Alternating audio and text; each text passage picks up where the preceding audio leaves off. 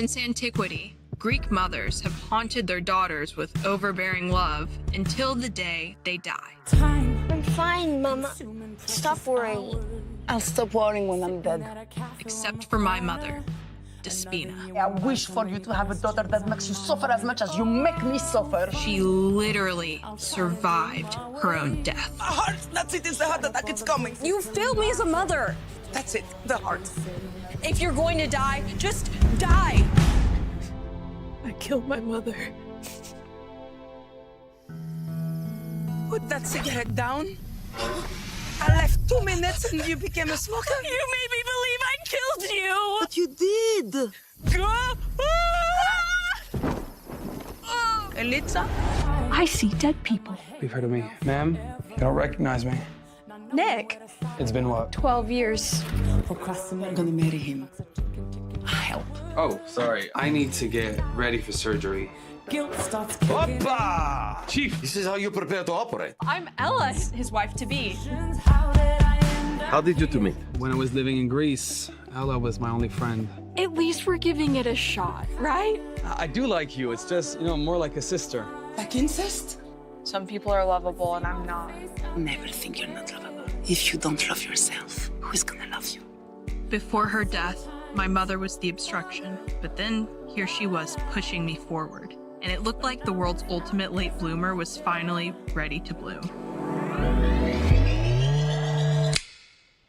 Hello. Now this is not right. I wish that I could fit in, but I don't think that I fit this box.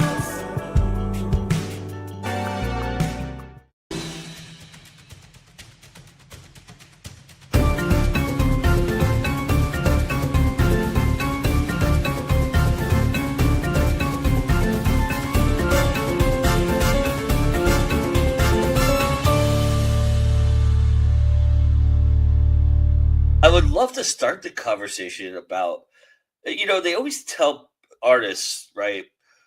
Write what you know, right? That's always the adage that you hear.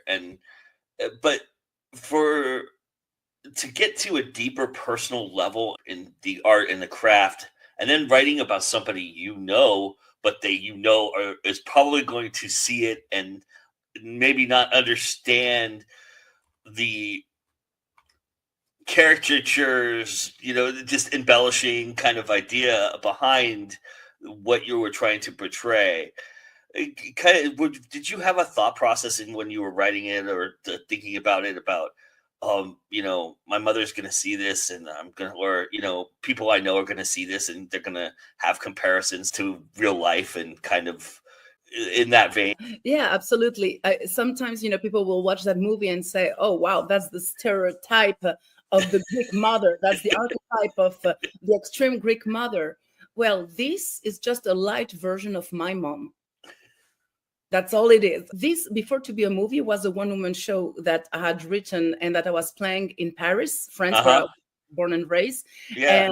And so what you're talking about, like, oh my God, how my mom is going to perceive that was what was worrying me 10 years ago when it was the one-woman show and that she was about to discover herself through my eyes. Mm-hmm. And that made me a bit nervous. But when she saw herself, back then I was at the same time acting, I was playing the daughter and the mother on stage. And so, stage is even more caricatural than in movies. The movies, you take it all in, there's the camera. Yeah. So the expressions, the faces, the posture of the body, the screaming, everything was louder and bigger. And my mom just sat there and said, I'm right. Yes, I'm glad that you said that so the world can see how right I am. And she would nod her head, like she would not see the irony of it, but she would not see how people could find that a little bit over the top. So when she saw the movie now, she just said, yeah, it's me and you on screen, like she forgot that I was actually her, and that is not just her. And yeah, but I have to say that there's a little anecdote there. It's more the first time that she heard me doing her role in English, because my mother does not speak English. So I had to transpose and to imagine how she would sound if she was in English and not at the theater, of course, in a movie. So she was there on the first Zoom that I ever had with all the actors, because all the actors were coming from different states or even countries. We had a very wide casting for that. And turns out my sister-in-law, who is also acting in the movie, she's an actress, she was at my mom's house at the time. So my mom, like a little mouse, could just have a pick on everything. And at the end, I asked her, I said, so Mom, like, that's an homage for you, so what do you think? And she said, I think that all those actors are absolutely amazing. But you are not going to act like that, right? So I say, I'm like, yes, I'm going to act like that. And she say, that's bad class. That's ridiculous. That's like a clown. That's I don't have a strong accent like that. I mean, that's bad acting. And so I wrote those lines down and added them in the movie. And a friend of mine that is also part of the cast and crew that was at that Zoom called me and say, I just wanted to congratulate of how real you are being your mom, but I think you get her some slack, and she's way more dramatic than what you are showing on the Zoom. And I said, thank you. Was the story a lot different telling it in French? Were there things you had to translate differently in English that you when you did the play? You did it in French, I assume, if you were doing it in France at the time. Is that right? I wrote both versions. I have to say I wrote the French and the English version, but I started with the English version. Okay. So there was not a whole lot of differences in the translations and things like that. Yeah, no, because I always knew that this movie would be an American one. And so after I wrote the American version, I wrote the French version. Okay. And when I made the first version, I wanted people to read, in the industry, my French version, because basically this was a one-woman show, but then I was offered to turn it into a TV show for French TV. And at the same time that I was making this TV show, that's when I met with a very famous, big Greek actress, Mimi Denisi, that at the time was going to play my mom. And Mimi Denisi had a very dear friend, Olympia Dukakis.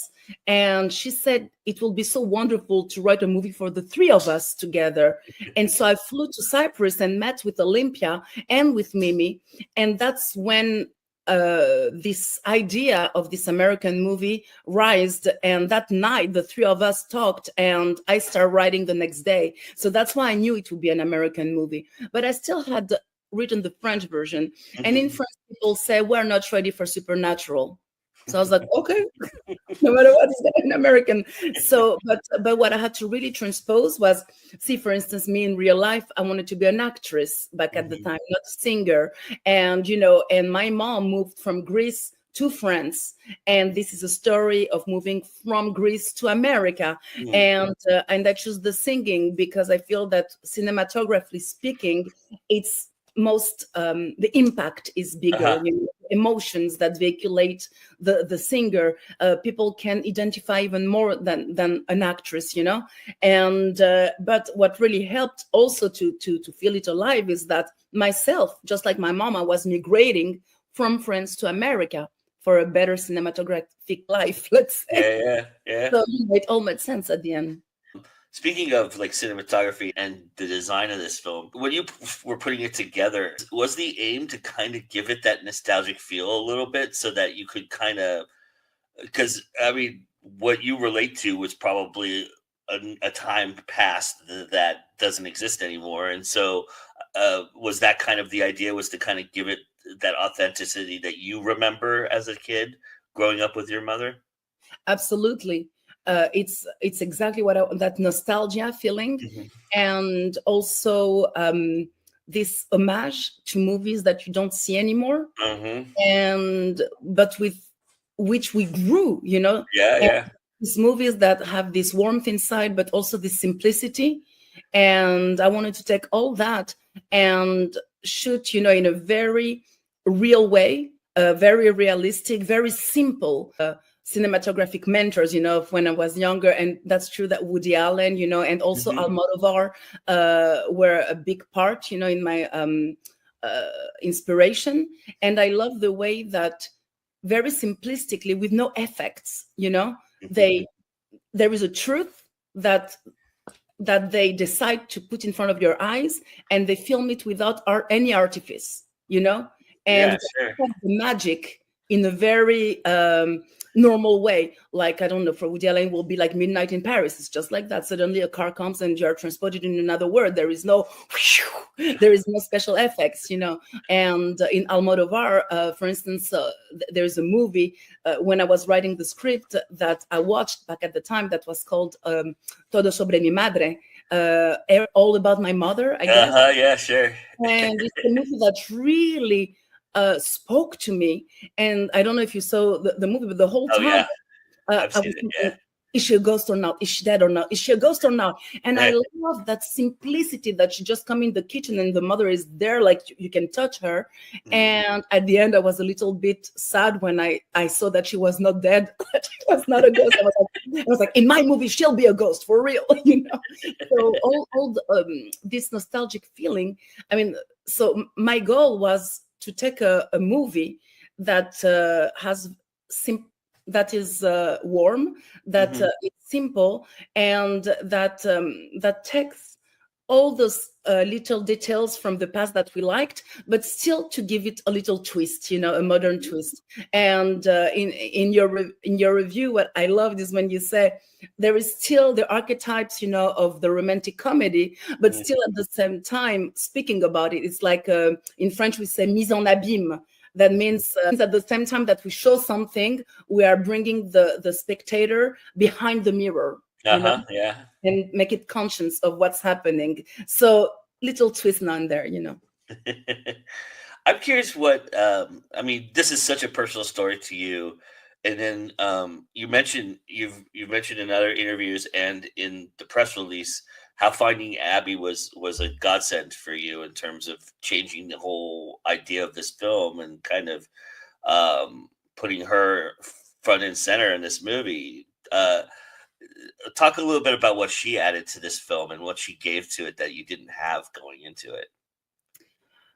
When I wrote the movie, I didn't know if I would play the mother of the daughter. I was not quite old enough to play the mother, and I identified more to the daughter. And so I wrote the daughter for someone like me. Yeah. So a kind of very bubbly Bridget Jones type that makes a lot of stupid mistake when she wants to speak. And with sometimes I would give too much importance to the comedy aspect. And because it was so close to me, I wouldn't dare to be enough dramatic, because I'm someone, I think that my way of dealing with very personal feelings is to make people laugh about it, and not to be first degree in the drama of it. I like to laugh about my own drama, and that's how I go in life. And when I met Abby, she was not afraid to embrace the drama, to have the right emotion when it needed to be, so she can be also very funny and comedic, but she brought that depth. So I think that the movie took a darker side that the comedy that I was thinking I would write. That I thought at first that the movie will be joke. Yeah. That people would that even when the mother dies, that even when that the joke would always predominate. And she brought the reality, of the drama that is behind the movie. It was always there, but I did not dare, I think, to put it to first degree. This is a movie that is about loss, truly, and about growth, and about finding your own identity and place. And she brought that alive. And then you add Simon into the mix, like a character that's very uniquely not supposed to be likable, right? In a lot of respect. Talk about a little bit about what Simon brought to the role for you. Simon, and he's a wonderful actor. He's a wonderful person. I already had worked with him in my first movie, Okay. in Dangerous Liaison, in the Netflix original. So I already knew exactly what he would bring to the table, and since the beginning, I thought about him for the role. And what's really fun is that one day in one interview, a journalist asked him, "So what do you think about your role, in the evolution?"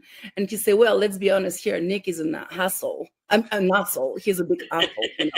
Yeah. And he is a man that does not want to be close to his roots Yeah. at the beginning of the movie, and that finds them at the end. And that's the kind of sensitivity that Simon has, that he gets it. He's Yeah. not just going to go in the cliche. He is going to bring the truth, in his acting. And he's, of course, very handsome. I mean, for me, he's a mix of Tom Cruise, Michael Scofield, Hugh Grant. He has this classic American. I mean, he's French American, really. Yeah. But of course, he's a handsome guy, but that's not what you see. You see something, someone real that has a lot of different aspects.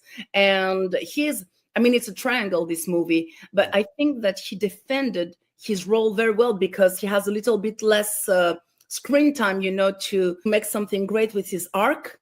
And I think that he really created an incredible evolution, and embracing the assholeness of Nick at the beginning.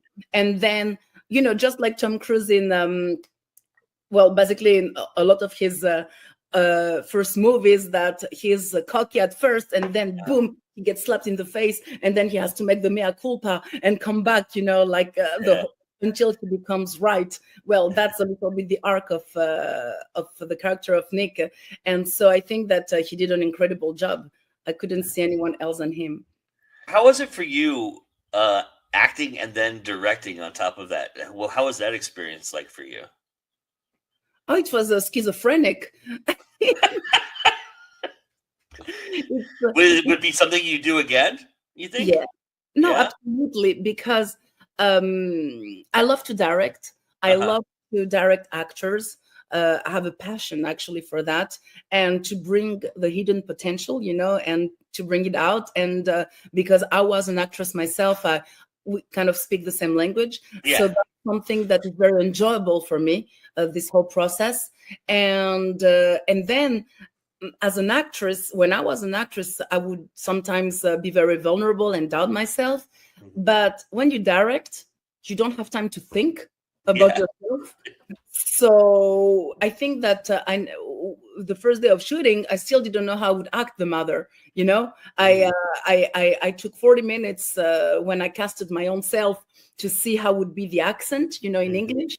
And then that was it. I put the wig on and, Mom, please help me here, So I think that the fact to have so much things on your shoulder makes a disconnect from your own fears as an actress. And so you just go for it, and you go with your instinct. So it was okay. Maybe that if I was just an actress in a movie and not a director, I would doubt way more, and I would, the results would be different. So absolutely, I hadn't acted in 12 years. And this was kind of my comeback. And so now I hope that I'll do it again if I write if I'm good for the part. It's interesting too, because this particular role is kind of the angel devil on your shoulder. You had to kind of roam around and find a space in between where nobody would know you're there, but your daughter knew you were there. Kind of you know what I mean? It's kind of like you had to stay in frame, but you had to be kind of auspicious about where you were standing and things like that and working. Did you guys rehearse all of those movements, or did you just find a natural position that you were able to kind of gravitate and kind of squeeze into? Yeah, the rehearse were more on Zoom, about finding the right feeling, because everyone was spread out. Yeah. And cinematographically, we did not rehearse it, but I knew in my mind what was the evolution that I wanted to give. And what's fun is that it's also something you mentioned. At first, the character of the daughter is is little, and Yeah. then spread, her wings, and the Yeah. charisma comes more and more. Well, for the mother, it's the opposite. At first, she's everywhere. It's her movie. She's a star. And then she goes and she becomes smaller and smaller as the daughter becomes bigger and bigger. So as a ghost, because I did not want any, I think I used, 2 times the special effect, which is when she goes through me, with her hand. Do that. We have to. We want that. We love that. But it's not. I really wanted to do it all on camera. So obviously, I knew that at first the mother would be in every shot. Obviously, because the mother is everywhere. And then I knew that there would be an evolution. And then when they finally get in sync and finally understand each other and finally let each other space to grow, then the mother would become less invasive. So that's the choreography, the tango that I wanted to put in the movie. And the movie is gorgeous in the way it looks. And so how much of that was on camera and how much of that was in the edit that you guys talked about, how much you wanted to capture the scenic value of it and give this gorgeous color palette that you had with it? It was, both. When we start rehearsing with Angelica Perez Castro, she's wonderful. I was lucky. Unbelievable cinematographer. Unbelievable. She's like Wonder Woman, She's a tiny, tiny, tiny woman. Like, she's tiny, she's 5 foot, she's like that, and she's like muscle, And she can carry a Steadicam. That woman can carry a Steadicam all day long. And that's heavier than she is. And so I was so lucky to find her because she's at the same time a cinematographer, a DP that knows very well about lighting, but also she's a Steadicamer. And it's quite rare to find someone that has both specialties, because usually we'll go more the one or the other. So she knew that there was some moment that we had. She knows that I like close-ups also. So we talked about my style. At the same time, theatrical almost aspect that I want to do, because the third wall in theater, well, that time the third wall many times was the public. That's it. He will give him enough information that he can imagine the rest of the cinematography, because I privileged the emotions, of the actors. So that's a dance that she knew that the public would be part of, right? And at the same time, there is moment that as we move through life with the character, we move through emotion, we want the Steadicam to be there, And so I think she perfectly was in sync between when it had to be simple and with the actors and when we had to give the movement. And then Justin West, who is my editor, he did an amazing job. He came to Florida where I live, and we closed ourselves in a room 14 hours a day for 2 months. And we were a real team on that, and he could now I think he probably can read my mind at that point now. So we wanted the same, we wanted sometimes to let the scene breathe, and have those moments, like, I don't know, for instance, the boat scene, where it's That's just enough. That's a great example, That's I thought that, for instance, in that you do not need close up, you do not need back and forth in the editing. You just need to breathe with them, So you wrote this, so you had in your mind the voice of your mother, you had the idea of your mother, you play her on screen. Is there something though, and was there a moment or anything when you were playing her that you remember all of a sudden childhood kind of flooded back to you, like something she said that you maybe dismissed as a kid, that you all of a sudden when playing her or reading the dialogue that you wrote go, oh my God, she was right. Or something to that effect, something that maybe scared you a little bit, that you were dismissive of us at first. Yes, I realized how much we're alike, and that scared me. I promise, I did not know that before I shoot this movie. And my daughter also plays in the movie. She is so Asia. She plays Ella when she's young. Yeah. So it was a trip because I could see how already I was becoming a little bit like my mom, but I was not conscious of it. And when you play a character, you have to defend that character, so you have to really put yourself and to understand from where he comes and from where she comes in that. And I really understood that when my mom threatened me with a heart attack, it was not to threaten me. Is that at that moment she really felt sick. She really felt that it was too much for her. It was not to make me feel guilty. It was not to make me feel bad. Every time that she was saying to me to not go at that place or to beware of that person, it was not because she did not trust me. It's because she had had bad experience herself in the world. And I think that one of the scenes that was the most emotional for me was at the hospital, when the mother, that close up on the mother, and when she says that she might never have understand her daughter, but she always wanted the best. And when she talks about her mom being before a free spirit and then losing that, that was really an homage to my own mom. It was not about her mom, it was about my mom, because my mom was a free spirit. And somehow with the time, with the fear getting inside of you, because when you have kids, suddenly you start to be afraid for them, and it changes who you are and your perception of life, and you can lose your spirit. And so that was something that moved me a lot. It was like this schizophrenic thing, that at the same time I was Despina talking about her mother, but really I was me talking about my mom, So you've done a studio film now, and you've done an independent film. What do you love about the opportunity to do an independent film? What did you love about it?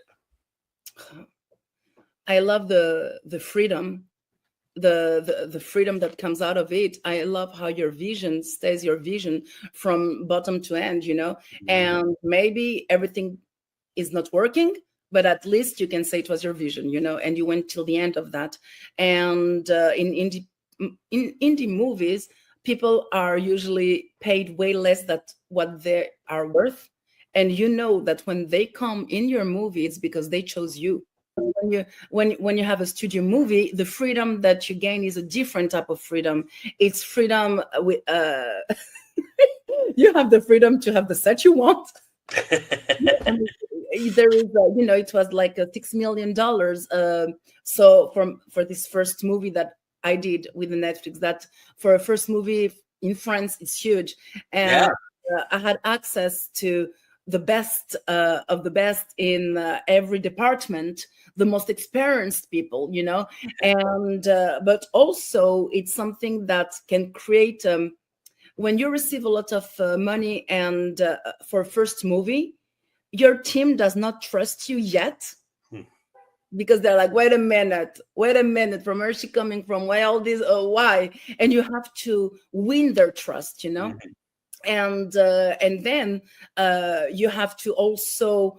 There are things that I did in this movie that I would have never done in the other one, because there are people above you, that have to. That you don't do you don't have final cut, but it's a teamwork, So, and you have to understand that dance also. So in both worlds, you find a freedom that is very different. And you have, when you have a studio movie, the moment that you finish your editing, you're like, okay, that's it, I'm done. And now the machine is behind me. When you finish the editing in a movie that you produce, that is an indie movie, is like, okay, now I played, and now I have to go to work, because everything is on your shoulder. You don't have the big machine behind you to make this movie being known in all America and Canada. And every day I'm saying, now this movie is out now, but how people are going to know about it? I don't have millions to spend in marketing, so it's a different challenge. But my dream would be to be able to always do both, to have indie movies that are my heart projects, that of course would have a little bit more budget, because this one was really a small budget movie, and to be able to do studio movies, and the one empowers the other.